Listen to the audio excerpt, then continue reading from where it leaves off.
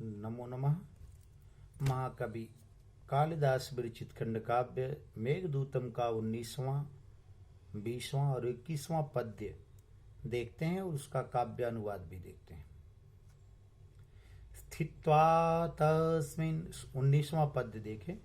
स्थित्वा तस्मिन् वनचरवधू भुक्तकुञ्जे मुहूर्तम् तोयोत्सर्गद्रुततरगते तत्परं वर्त्मतीर्णः रेवां द्रक्ष्युपलविषमे विन्ध्यपादे विशीर्णा भक्तेश्चेदैरिव विरचितां भूतिमङ्के गजस्य भक्तेश्चेदैरिव विरचितां भूतिर्मङ्के गजस्य।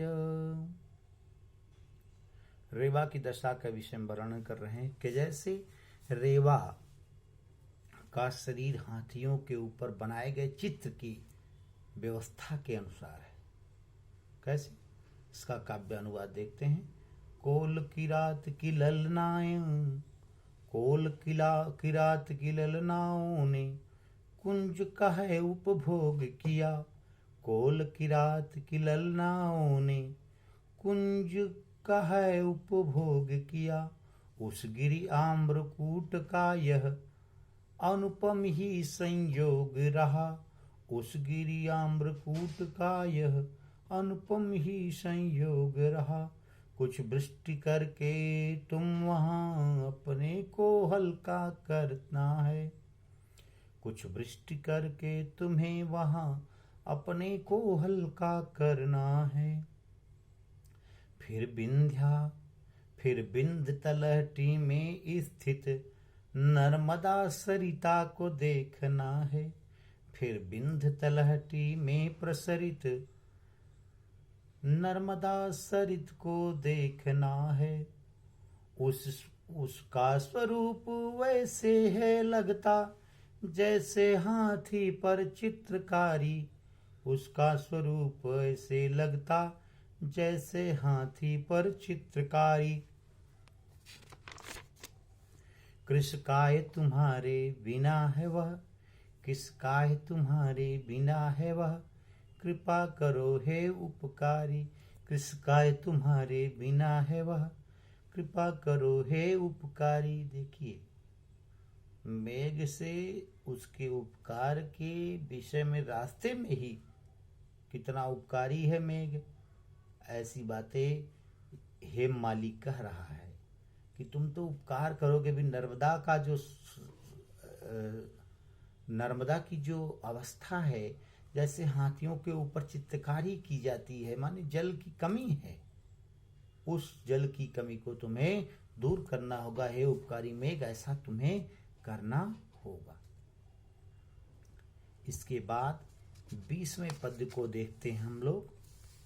तस्यासीक्तैर्वनगजमदैर् वासितं वान्तदृष्टिर्जम्बूकुञ्जप्रतिहतरयं तोयमादाय गच्छे। अन्तः सारं धनतुलयितुं नानिलः सक्षय त्वाम्।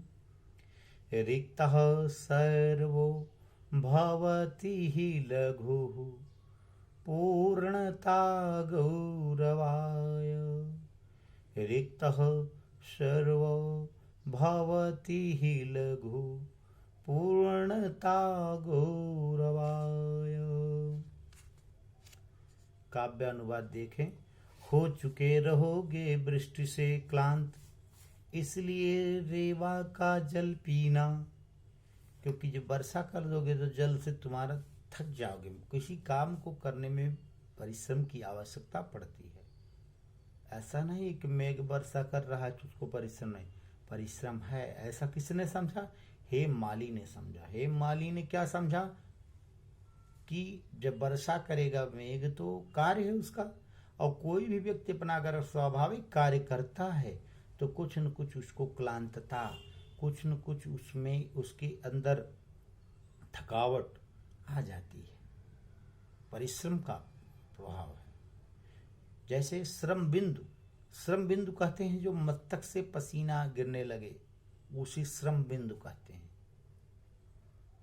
तो प्रायः श्रम बिंदुओं का असर होता है। वैसे उसमें बता रहे हैं, हो चुके रहोगे वृष्टि से क्लांत, इसलिए रेवा का जल पीना। जो वन्न करी के मद जल से, सुगंधित च कड़वेपन से अति पीना। जो जल है रेवा का, वह वन के जंगली हाथियों के मद जल से और सुगंधित होने के कारण कड़वेपन से अत्यंत कठोर सा है। आगे, जामुन के झुरमुट रोक रहे हों, जल प्रवाह को दिखेगा। यह संक्षिपात दृष्टिगोचर स्वर से कृषकाय को, माने ये दिखाएगा कि जामुन के जो वृक्ष हैं, पत्ते हैं, उससे उसका जो जल प्रवाह है रुकेगा, तो लगेगा कि नहीं, जामुन के पत्ते ही उसके प्रवाह को रोक ले रहे हैं, इसलिए कृषकाय हो गई है। क्योंकि उपकारी जन होते हैं, होती है उनमें गुरुता।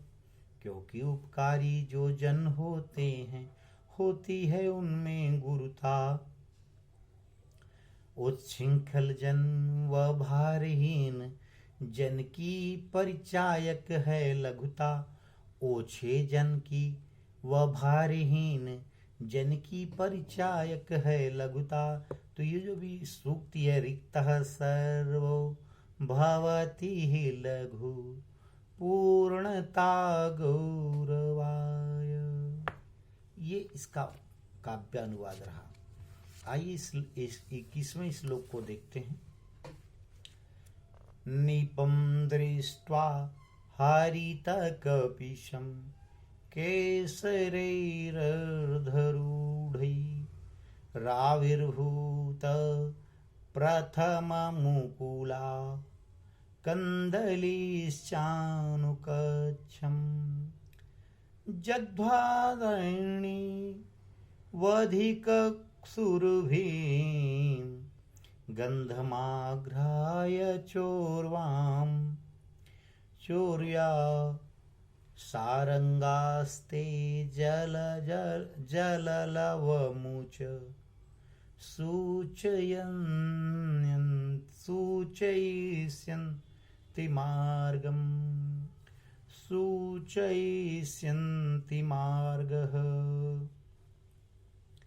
कैसे?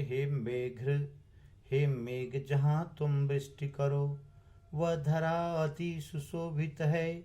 उग आते सद्य वृक्ष सभी, केसर कदम्ब से मुकुलित है। स्थल कदली के नए रूप का करी आनंद उठाता है।